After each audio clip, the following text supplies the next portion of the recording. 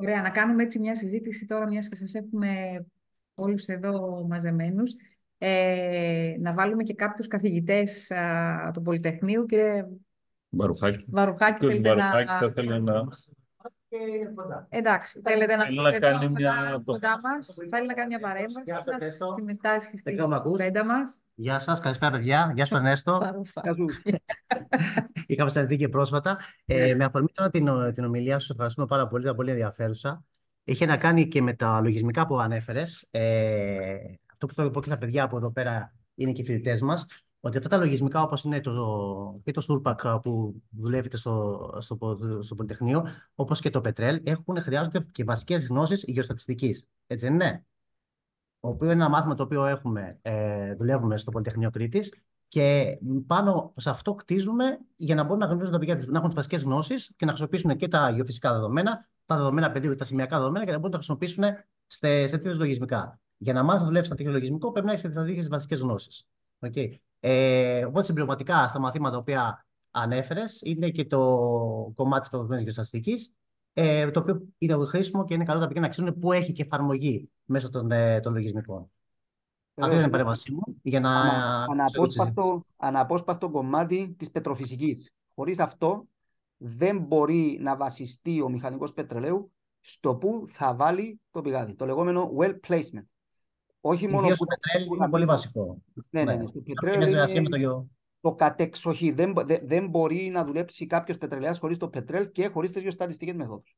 Ακριβώς. Είχαμε μια πρώτη συνεργασία με τον κύριο Παναγόπουλο, ο οποίος είναι απόφυτος του μεταπτυχιακού του τμήματός μας, και τον κύριο Βαφίδη, που είναι στην Energean, που ανέφερες, σε αντίστοιχα δεδομένα. Οπότε, επειδή ξέρω ότι αρκετά παιδιά ενδιαφέρονται να έχουν μια ανοιχτή άποψη για το πού μπορούν να χρησιμοποιηθούν αντίστοιχες γνώσεις και μπορούν να τις αποκτήσουν στη συνέχεια, όταν χρειάζεται, έχεις τη βασική γνώση, μπορείς να έχεις και τη συνέχεια να έχεις τις εξελίξεις μέσα από τα λογισμικά. Ευχαριστώ πολύ και πάλι παιδιά για τις παρουσιάσεις. Ας μου επιτραπεί να συμπληρώσω τον συνάδελφο εδώ. Το μεγάλο μειονέκτημα αυτών των λογισμικών είναι ότι δεν σου επιτρέπουν να προγραμματίσεις τη δική σου μέθοδο. Αυτό. Δηλαδή χρησιμοποιούνται ήδη οι δικές τους κλειστές γεωστατιστικές μεθόδους, οι οποίες είναι αυτές που διδάσκεστε στο μάθημα της γεωστατιστικής. Είναι οι κλασικές γεωστατιστικές μεθόδους. Αν όμως τώρα αποφασίσει ότι θέλει να κάνει κάτι πιο εξειδικευμένο πάνω στη γεωστατιστική, είναι ένα μοντέλο γεωστατιστικής εξειδικευμένο, δεν σου επιτρέπει τη δυνατότητα να το προγραμματίσεις ή να το τραβήσεις μέσα σε μια υπορουτίνα. Οπότε απαντήθηκε μια ερώτηση που ήθελα και εγώ να κάνω σε εσάς. Τι θα προτείνατε στους φοιτητές της σχολής μηχανικών ορυκτών πόρων, πού να δώσουν σημασία έτσι ώστε να προετοιμαστούν όσο το δυνατόν κατάλληλα για να βγουν στην αγορά εργασίας από τις γνώσεις που θα αποκτήσουν κατά τη διάρκεια των σπουδών τους, αλλά και από τη συμμετοχή τους ακόμα και στις υπαίθριες εκδρομές που κάνετε, τις ασκήσεις υπαίθρου που κάνετε. Αυτό, οπότε απαντήσατε σε ένα μεγάλο κομμάτι. Αν θέλει και κάποιος άλλος να προσθέσει. Εγώ θα έλεγα να πάμε σε μια ανοιχτή συζήτηση. Ναι. Οπότε, αν θέλει κάποιος συνάδελφος ή κάποιος φοιτητής να πει κάτι, να συμπληρώσει. Να συμπληρώσω εγώ σε αυτά που είπε ο Νέστος και σε αυτά που είπε και η κυρία Παγκίου, ότι σίγουρα το να έχει κάποιος γνώσεις γενικές από όλους τους τομείς είναι καλό, γιατί χρειάζεται. Δεν μπορείς να έχεις εξειδίκευση σε όλους τους τομείς. Το θέμα λοιπόν είναι το εξής. Να καταλάβουν τα παιδιά και από τις δικές μας εμπειρίες που είπαμε, αλλά και γενικά και από τις εμπειρίες που αποκτάνε από τις ασκήσεις υπαίθρου, από τα μαθήματα, από οτιδήποτε, ότι πρώτα απ' όλα, αυτό που είπαμε, ένας μηχανικός ορυκτών πόρων πολύ σπάνια θα δουλέψει στην Αθήνα ή στη Θεσσαλονίκη ή σε γραφείο. Γραφείο δικό μας είναι ολόκληρος ο πλανήτης. Και δεν ξέρεις πραγματικά πού μπορεί να σε βρει το μέλλον.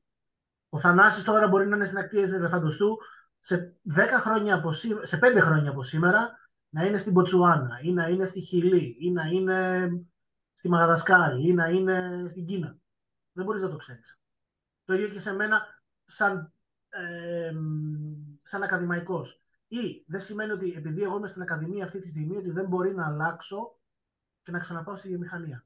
Ή ότι ο Θανάσης και ο Κώστας με τις γνώσεις που έχουν ότι δεν μπορεί να έρθουν, που οι γνώσεις, οι πρακτικές είναι ανεκτήμητης αξίας, να έρθουν στην Ακαδημία.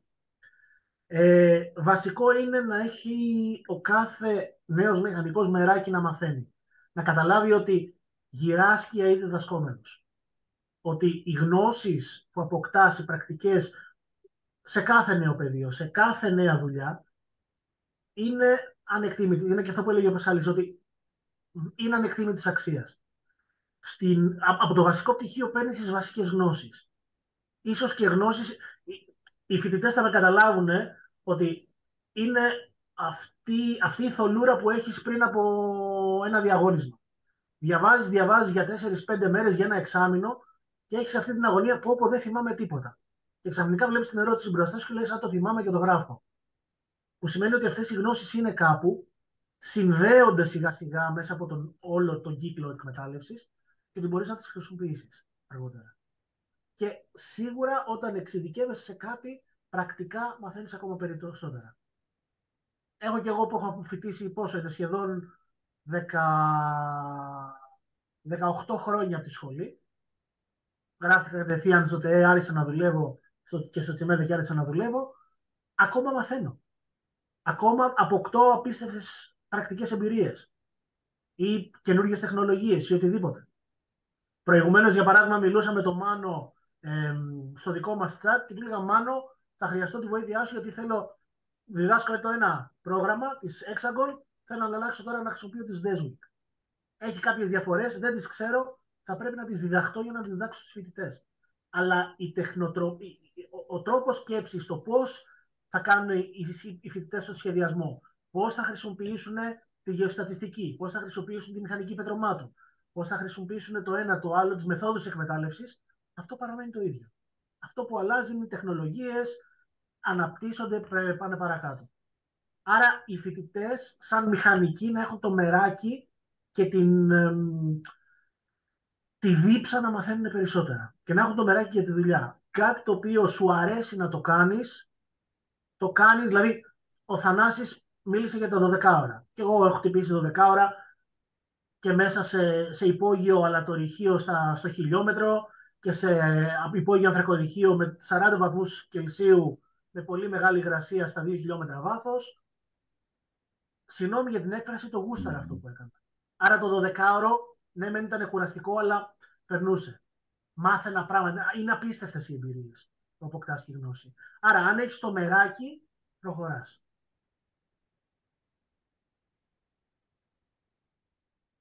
Ευχαριστούμε πολύ. Θα συγκεντρώσω εγώ λοιπόν όλα αυτά που αναφέρατε οι περισσότεροι ομιλητές από φοιτητή, πώς κτίζονται λοιπόν αυτές οι απαραίτητες δεξιότητες.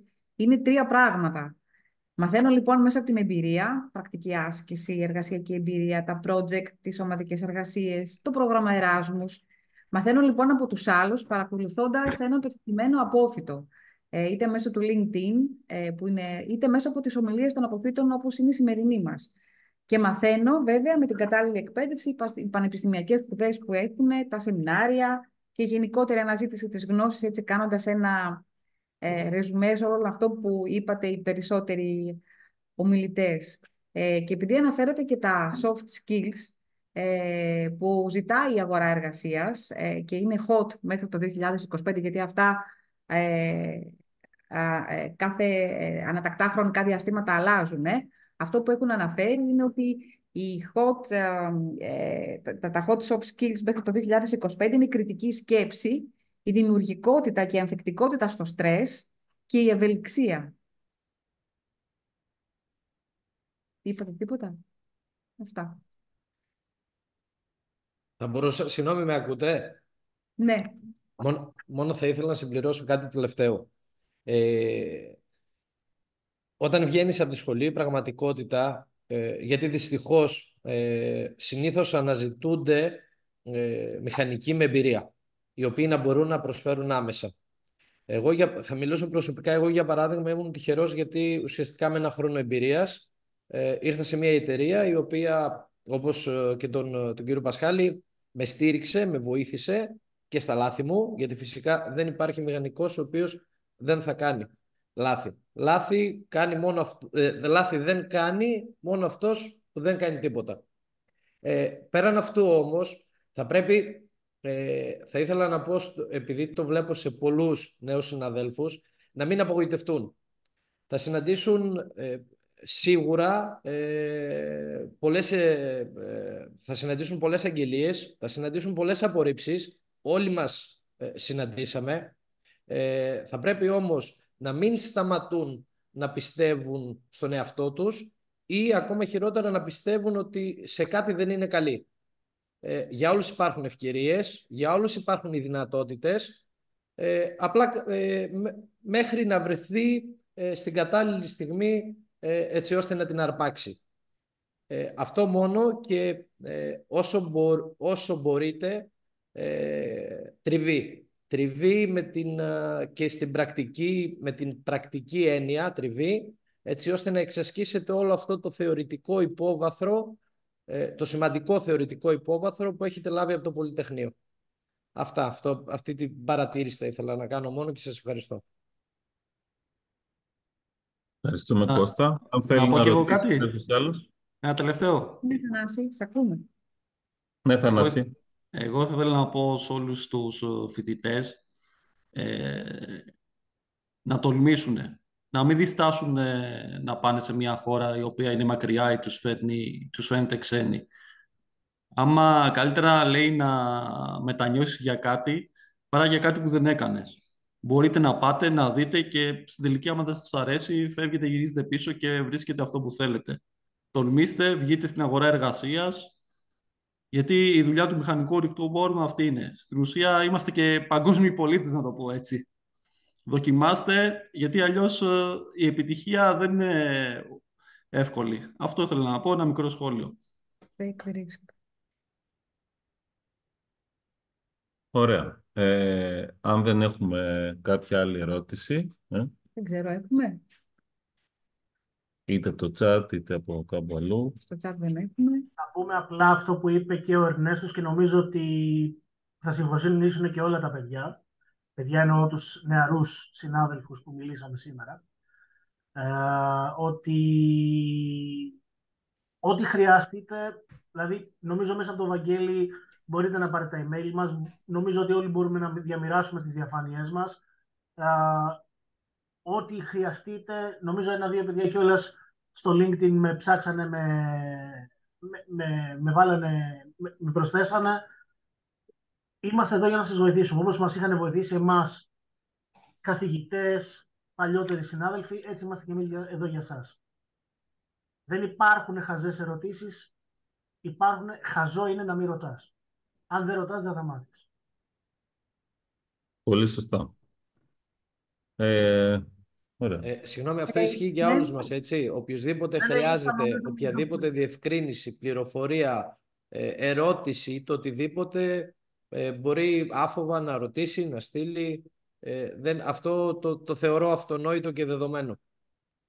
Έχουμε και από μέρους μου. Στοιχεία σας και στο LinkedIn, οπότε σας δίνεται η ευκαιρία να επικοινωνήσετε με τους συναδέλφους σας, σημερινούς ομιλητές μας, και να ζητήσετε τη βοήθειά τους, την καθοδήγησή τους, σε οτιδήποτε σας απασχολεί ή θέλετε να ρωτήσετε από τη δική τους εμπειρία.